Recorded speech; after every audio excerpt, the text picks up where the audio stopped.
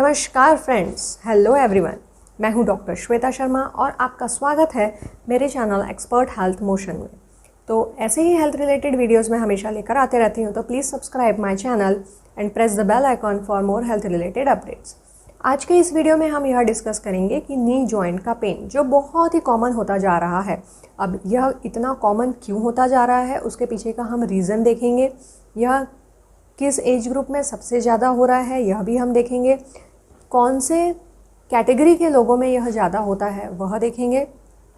Then हम यह discuss करेंगे कि अगर किसी को नी जॉइंट पेन हो गया है तो उन्हें क्या क्या प्रिकॉशन रखने चाहिए, फिर हमें क्या क्या ट्रीटमेंट प्लान इंक्लूड करना चाहिए और ऑपरेशन की नौबत कब आती है और उसे हम समय रहते ही कैसे ठीक कर सकते हैं, हमें क्या क्या डाइट में समावेश करना होता है, हमें क्या क्या एक्सरसाइजेस करनी होती है, यह सारी चीज़ आज के हम इस वीडियो में डिस्कस करेंगे।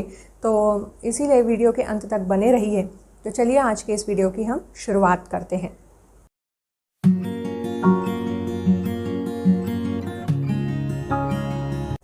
सबसे पहले हम यह देखेंगे कि यह पेन इतना कॉमन क्यों होता जा रहा है, क्योंकि हमने अपना ध्यान देना छोड़ दिया है, हमने अपनी मसल्स की स्ट्रेंथनिंग करनी छोड़ दी है, हमने फिज़िकल एक्टिविटीज़ करनी छोड़ दी है, हमारी जो लाइफस्टाइल है वह थोड़ी सी मॉडिफाई हो चुकी है और हम सीडेंट्री टाइप की लाइफस्टाइल ज़्यादा प्रेफर करते हैं, जिससे हमारी मसल्स जो है धीरे धीरे वीक होती जाती है और पूरा लोड जो होता है वो जॉइंट पर आता है। अगर मान लीजिए किसी की मसल, ये क्वाड्रिसेप्स मसल है जो नी के जस्ट ऊपर होती है, और अगर मान लीजिए यह वीक होती जाती है, आप या तो इसका बहुत ज़्यादा यूज़ करते हैं, ये प्रोलॉन्ग यूज़, मतलब अगर आप किसी पर्टिकुलर मसल का करते हैं तो वो मसल धीरे धीरे वीक हो जाती है, तो उसकी स्ट्रेंथनिंग पर हमें ध्यान देने की बहुत ज़्यादा ज़रूरत होती है। तो अगर मान लीजिए किसी की यह मसल वीक हो जाती है तो उसका पूरा के पूरा लोड नी जॉइंट पर होता है।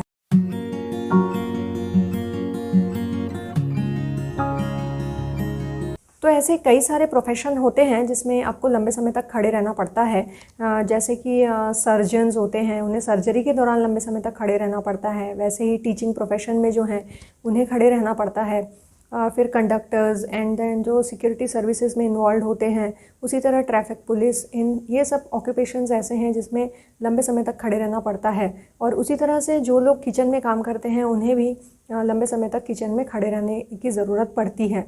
तो ऐसे में फ्रेंड्स क्या होता है कि जब हम लंबे समय तक खड़े रहते हैं तो कभी कभी हम एक पैर पे वेट बेयरिंग करते हैं और कभी हम दूसरे पैर पे वेट बेयरिंग करने लगते हैं। तो ऐसे में हमारा जो पैर जो वेट ट्रांसमिशन होता है वह दोनों पैर पर इक्वल ना होकर के एक पैर के थ्रू होता है। तो ऐसे समय में क्या होता है कि जिस पैर पे आपका वेट बेयरिंग ज़्यादा है उस नी पर ज़्यादा लोड आने की संभावनाएं होती हैं। और अगर यह एक्टिविटी आपकी हमेशा ऐसे ही चलती रही तो आगे लंबे समय में आपको आर्थराइटिक चेंजेस या डिजेनरेटिव चेंजेस जल्दी होने की संभावनाएं होती हैं।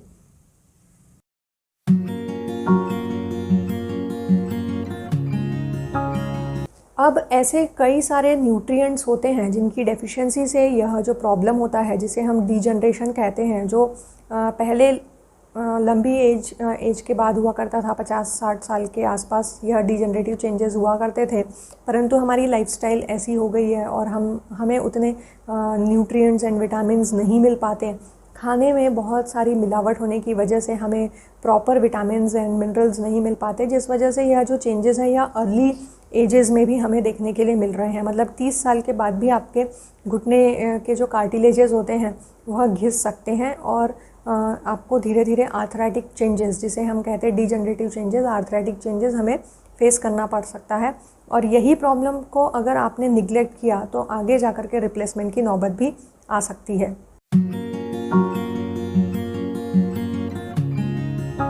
तो यही जो विटामिन्स हैं इनके बारे में मैं कुछ डिस्कस करूंगी जो बोन हेल्थ के लिए बहुत ज़्यादा ज़रूरी है, जिसमें zinc, magnesium, phosphorus, then calcium, vitamin D3 और ऐसे ही सप्लीमेंट्स जो हमारी बोन हेल्थ के लिए ज़रूरी होते हैं। या तो आप सप्लीमेंट्स का यूज़ कर सकते हैं या तो मैं सलाह दूंगी कि जो नेचुरल फॉर्म ऑफ ये सारे विटामिन्स एंड मिनरल्स के सोर्सेस हैं, जिसमें आप अलसी का यूज़ कर सकते हो, सफ़ेद तिल का यूज़ कर सकते हैं, देन घर में जो जीरा होता है उसका उपयोग किया जा सकता है, अजवाइन का उपयोग किया जा सकता है। तो आप या तो अलसी, सफ़ेद तिल, जीरा, यह तीन जो चीज़ें हैं यह आप 50-50 ग्राम्स ले सकते हैं एंड उसमें 25 ग्राम्स आप अजवाइन ऐड करके हल्का सा रोस्ट करके उसको भून के रख सकते हैं। और यह जो पाउडर है ये कॉम्बिनेशन में जिंक, मैग्नीशियम, फास्फोरस, कैल्शियम और विटामिन D3 जो है वह आपको काफ़ी हद तक सूर्य की रोशनी से मिल सकता है। तो अर्ली जो फेजेस होते हैं, जैसे सुबह 7 से 9 बजे की जो धूप होती है जिसमें UV रेज़ बहुत कम होती है, वैसे सनलाइट से हमारी बॉडी काफ़ी अच्छा विटामिन D3 प्रोड्यूस कर सकती है और वह हमारी विटामिन D3 की रिक्वायरमेंट को काफ़ी हद तक बनाए रख सकता है, पूरी कर सकता है। तो यह जो मैंने अभी आपको पाउडर डिस्कस किया, यह आप सुबह शाम एक चम्मच या आधा चम्मच, अगर आपको हीट ज़्यादा होती है तो आप हाफ चम्मच भी ले सकते हैं। नॉर्मल वाटर के साथ में आप खाना खाने के बाद यह पाउडर लिया जा सकता है, जो कि आपके नी जॉइंट को प्रॉब्लम में आने से, मतलब डिजेनरेटिव चेंजेस को काफ़ी हद तक बढ़ने से रोक सकता है। इसके लिए कई सारी टैबलेट्स भी आती हैं जो आप ऑर्थोपेडिशियन की सलाह से आप ले सकते हैं, जिसमें कार्टिलामाइन, ग्लूकोसामाइन, ऐसी सब टैबलेट्स होती हैं जो आपके डिजेनरेटिव चेंजेस को बढ़ने से रोकती है। उसी के साथ एक बहुत अच्छी रिसर्च हुई है कि जो पर्सन 2 अखरोट, एटलीस्ट 2 अखरोट सुबह खाली पेट यूज़ करते हैं, उनमें भी यह जो साइनोवियल फ्लूइड है वह उतना कम नहीं होता। और लुब्रिकेटिंग जो हम फ्लूइड कहते हैं, जो नी जॉइंट का जो कॉमन टर्म में, उसे हम साइनोवियल फ्लूइड कहते हैं, तो यह बना रहता है। मतलब ऐसी रिसर्च हुई है कि यह फ्लूइड उन लोगों में कम नहीं होता जो डेली 2 अखरोट खाते हैं। तो नी जॉइंट में अखरोट का भी बहुत इंपॉर्टेंट रोल है। अब आप कैल्शियम के लिए दही का उपयोग कर सकते हैं, दूध का या मिल्क एंड मिल्क प्रोडक्ट्स का यूज़ कर सकते हैं, पनीर का यूज़ कर सकते हैं। तो यह सब नेचुरल सोर्सेस ऑफ कैल्शियम का भी आप यूज़ कर सकते हैं। तो यह सब नेचुरल सोर्सेस ऑफ कैल्शियम और मल्टीविटामिन्स एंड मिनरल्स का आप यूज़ कीजिए और अपने नी जॉइंट का जो डिजेनरेटिव फेज़ है उसको बढ़ने से रोकिए। तो आज के इस वीडियो में हम यह भी डिस्कस करेंगे कि ऐसी कौन सी एक्सरसाइजेज हैं जो करने से हम यह डिजेनरेटिव फेज़ को आगे बढ़ने से रोक सकते हैं और रिप्लेसमेंट की नौबत को पहले ही टाल सकते हैं।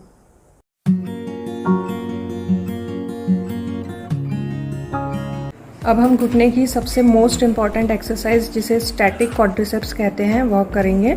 इसमें आप घुटने के नीचे एक टॉवेल या चादर को फोल्ड करके रख सकते हैं कुछ इस तरह, और इसे घुटने की ताकत से नीचे प्रेस करना है और इस प्रेशर को होल्ड करेंगे 10 काउंट तक। 1 2 3 4 5 6 7 8 9 10। इसमें आप यह विशेष ध्यान देंगे कि जब यह एक्सरसाइज करेंगे तब हील आपकी बेड को टच रहेगी। यह एक्सरसाइज एक बार में 10 बार, ऐसा दिन में आप 3 बार कर सकते हैं। अब हम दूसरी स्टेप पे जाएंगे, जिसमें यह जो घुटने के नीचे आपने टॉवेल रखा है इसको आप थोड़ा ऊंचा कर सकते हैं। अब इस टॉवेल को ऐसे फोल्ड करके रखेंगे ताकि आपके नी पर 30 डिग्री का एटलीस्ट एंगल फॉर्म हो, इस तरह से। अब ये जो दूसरी एक्सरसाइज है इसमें आपका हील ऊपर उठेगा। हाँ, इसे होल्ड करके रखेंगे 10 काउंट तक। 1 2 3 4 5 6 7 8 9 10। फिर रिलीज कीजिए। इसे VMO एक्सरसाइज कहते हैं, वेस्टिस मीडियलिस ऑब्लिकन्स मसल के लिए यह एक्सरसाइज होती है। अब अगली एक्सरसाइज में आप सीधा लेटेंगे और जैसे आप स्टैटिक क्वाड्रिसेप्स कर रहे थे, मतलब घुटने को नीचे प्रेस करके पैर को ऊपर उठाना है। इसे स्ट्रेट लेग रेजिंग कहते हैं। फिर यहाँ पे यह जो आपने प्रेशर दिया है घुटने पर, उसको फ्री छोड़ के पैर को नीचे ला लेना है रिलैक्स करके। इसी स्टेप को एक बार में 10 बार, ऐसा दिन में 3 बार किया जा सकता है। एक बार में एक ही पैर से करना है। यह घुटने के पास में जो स्वेलिंग आ जाती है उसे फ्री करने में काफ़ी मदद करती है। घुटने की एक्सरसाइज में एक एक पैर को सीधा उठाना है, घुटने से स्ट्रेट करके इस पोजीशन में 10 काउंट तक होल्ड करके रखना है। 1 2 3 4 5 6 7 8 9 10। वैसे ही आप दूसरे पैर से भी एक्सरसाइज कर सकते हैं। 1 2 3 4 5 6 7 8 9 10। अब यह fifth and most effective form of exercise जिसे रेजिस्टेड क्वाड्रिसेप्स एक्सरसाइज कहते हैं, जहाँ पे एरो पॉइंट आउट किया गया है वहाँ पे आपको 1 kg का वेट टाई करना है और इस पोजीशन को 10 काउंट तक होल्ड करके रखना है। यह एक्सरसाइज भी आप दिन में 3 बार या 2 बार, एक बार में 10 बार कर सकते हैं।